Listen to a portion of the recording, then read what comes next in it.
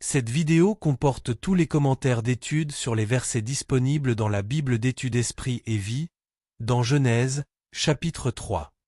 Verset 1. Le serpent. Dans cet épisode, le serpent a attaqué Dieu au travers de sa création. Il a affirmé que ce que Dieu avait dit à Adam n'était pas vrai, versets 3 à 4. Il a fini par pousser Dieu à maudire sa création, y compris l'espèce humaine que Dieu avait faite à son image, versets 16 à 19. Le « serpent » est identifié par la suite à Satan, ou le diable, voir Apocalypse 12 verset 9, 20 verset 2. Il est évident que Satan a pris le contrôle du serpent et qu'il l'a utilisé comme instrument dans son œuvre de tentation, voir 2 Corinthiens 11 verset 3 et verset 14, Apocalypse 20 verset 2, voir Matthieu 4 verset 10, note sur Satan. Verset 4. Vous ne mourrez point. La race humaine est liée à Dieu par la foi en sa parole qui est la vérité absolue, voir chapitre 2 verset 16, note. Premièrement, Satan le savait et c'est pour cela qu'il a essayé de détruire la foi de la femme en ce que Dieu avait dit en la faisant douter de cette parole.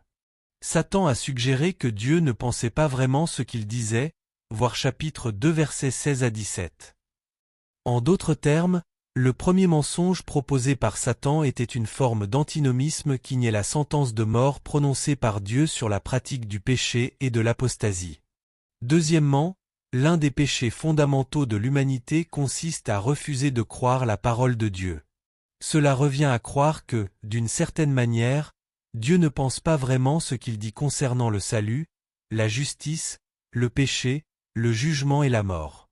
Le mensonge de Satan qui revient le plus souvent est que le péché délibéré et la rébellion contre le Seigneur n'engendreront pas forcément la séparation d'avec Dieu et la condamnation éternelle, voir 1 Corinthiens 6 verset 9, note, Galates 5 verset 21, note, 1 Jean 2 verset 4, note. Verset 5. Vous serez comme des dieux. Dès l'origine de la race humaine, Satan a tenté de faire croire aux hommes qu'ils pouvaient être comme Dieu et décider par eux-mêmes de ce qui est bien ou mal.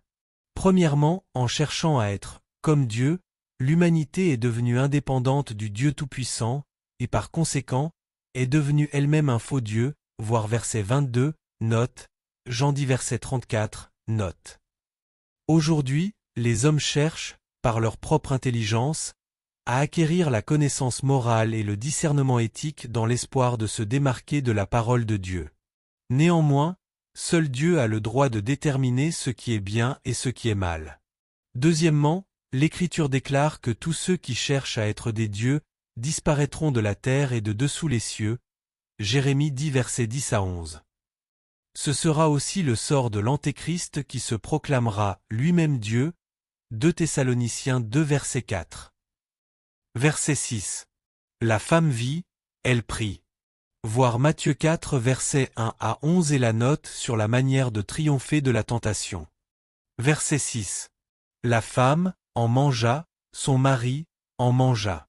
Lorsqu'Adam et Ève ont péché, ils ont immédiatement connu la mort morale et spirituelle, voir chapitre 2 verset 17, alors que la mort physique est venue plus tard, chapitre 5 verset 5. Premièrement, Dieu avait dit, « Le jour où tu en mangeras, tu mourras » chapitre 2 verset 17.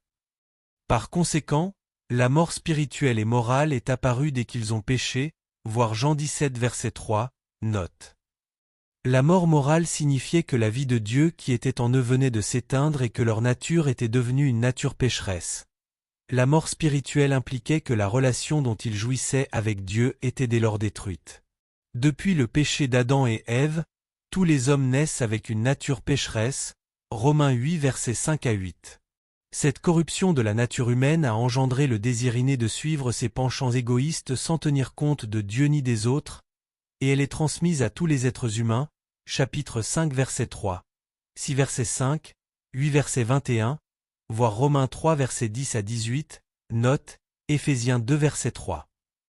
Deuxièmement, notez cependant que l'Écriture n'enseigne nulle part que tous ont péché en même temps qu'Adam ou que sa faute a été imputée à toute l'espèce humaine, voir Romains 5 verset 12, note. La Bible dit qu'Adam a introduit la loi du péché et de la mort dans l'ensemble de la race humaine, voir Romains 5 verset 12, 8 verset 2, 1 Corinthiens 15 versets 21 à 22. Verset 7. Ils connurent qu'ils étaient nus. Lorsqu'Adam et Ève vivaient dans un état d'innocence morale, avant la chute, la nudité n'avait rien d'illicite ou de honteux, chapitre 2 verset 25. Mais après qu'ils eurent péché, la prise de conscience de leur nudité a été associée au péché et à la condition déchue et dépravée de l'humanité. C'est à cause des ravages que la nudité provoquerait dans le monde que Dieu a lui-même fait des vêtements pour en revêtir Adam et Ève, verset 21. Aujourd'hui, il ordonne à tous les hommes de se vêtir d'une manière décente, voir 1 Timothée 2 verset 9, note. Verset 8. L'homme et la femme se cachèrent. Leur culpabilité et leur conscience du péché ont amené Adam et Ève à fuir Dieu. Ils ont pris peur et se sont sentis mal à l'aise en sa présence, sachant qu'ils étaient pécheurs et que leur conduite lui avait déplu. Dans ces conditions, il leur était devenu impossible de s'approcher de lui avec confiance, voir Acte 23 verset 1, note, 24 verset 16, note. Dans notre condition pécheresse, nous ressemblons à Adam et Ève. Mais Dieu nous a donné un moyen de purifier notre conscience coupable, de nous libérer du péché et de rétablir dans notre communion avec lui. Ce moyen, c'est Jésus-Christ, Jean 14 verset 6. Grâce à la rédemption que Dieu nous a accordée au travers de son Fils, nous pouvons nous approcher de lui afin de bénéficier de son amour, de sa miséricorde, de sa grâce et de son aide lorsque nous en avons besoin, voir Hébreux 4 verset 16, note, 7 verset 25, note. Verset 13. Le serpent m'a séduite. En usant de tromperie, Satan a causé la chute de l'espèce humaine par la tromperie. C'est l'une des méthodes principales qu'il utilise pour détourner les hommes de la voie et de la vérité divine. Premièrement, la Bible enseigne que Satan trompe et aveugle l'esprit des incrédules de ce monde afin qu'ils ne puissent pas comprendre l'Évangile, voir 2 Corinthiens 4 verset 4, note. Deuxièmement, d'après Paul, c'est parce qu'ils sont trompés par Satan que certains membres de l'Église s'imaginent pouvoir mener une vie immorale tout en héritant du royaume de Dieu, voir 1 Corinthiens 6 verset 9, note, Galates 5 verset 21, note. Troisièmement, à la fin des temps, la tromperie constituera la méthode principale que Satan utilisera pour pousser des multitudes à se rebeller contre Dieu, 2 Thessaloniciens 2 versets 8 à 12, Apocalypse 20 verset 8. Quatrièmement, tous les chrétiens doivent se préparer à s'engager dans une lutte sans merci contre les ruses de Satan, que ce soit dans leur vie personnelle, leur vie conjugale, leur famille, leur école, leur église et sur leur lieu de travail, voir Matthieu 24 verset 4, verset 11 et verset 24, Éphésiens 6 verset 11, note. Verset 15. Celle-ci t'écrasera la tête, et tu lui blesseras le talon. Ce verset contient la première promesse implicite du plan rédempteur de Dieu pour le monde. Il prédit la victoire finale de l'humanité et celle de Dieu sur Satan et sur le mal en prophétisant un conflit spirituel entre la postérité de la femme, autrement dit, le Seigneur Jésus-Christ, et celle du serpent, Satan et ses disciples, voir note verset 1. Dieu promet ici que Christ naîtra d'une femme, voir Ésaïe 7 verset 14, et qu'il sera blessé par sa crucifixion. Cependant, il ressuscitera d'entre les morts pour détruire complètement, écraser, Satan, le péché et la mort afin que la race humaine soit sauvée, voir Ésaïe 53 verset 5, Matthieu 1 verset 20 à 23, Jean 12 verset 31, Acte 26 verset 18, Romains 5 verset 18 à 19, 16 verset 20, 1 Jean 3 verset 8, Apocalypse 20 verset 10. Versets 16 à 19. J'augmenterai la souffrance de tes grossesses. La punition infligée à l'homme et à la femme, versets 16 à 19, ainsi que les effets du péché sur la nature étaient destinés à rappeler à l'humanité les terribles conséquences du péché et à l'inciter à dépendre de Dieu par la foi et l'obéissance. Dieu voulait que la condition actuelle de l'espèce humaine ait une valeur rédemptrice. Premièrement, la tentative d'Ève de s'affranchir de Dieu et d'agir indépendamment de son mari serait contrebalancée par un désir ardent pour ce dernier. Sa profonde attirance envers Adam et l'autorité exercée par ce dernier sur elle serait source de problèmes et de souffrances, mais en même temps, de joie et de bénédiction, voir chapitre 1 versets 26 à 27. 1 Corinthiens 11 versets 7 à 9, Éphésiens 5 versets 22 à 25, 1 Timothée 2 versets 11 à 14. Deuxièmement, à cause de la malédiction prononcée par Dieu sur la nature, Adam et Ève, ainsi que leurs descendants connaîtraient des épreuves physiques, un dur labeur, des luttes et finalement la mort. Verset 20. Donna à sa femme le nom d'Ève. Adam appela sa femme Ève, qui signifie vie, parce qu'elle était la première mère de toute l'humanité et de toutes les générations. Verset 22.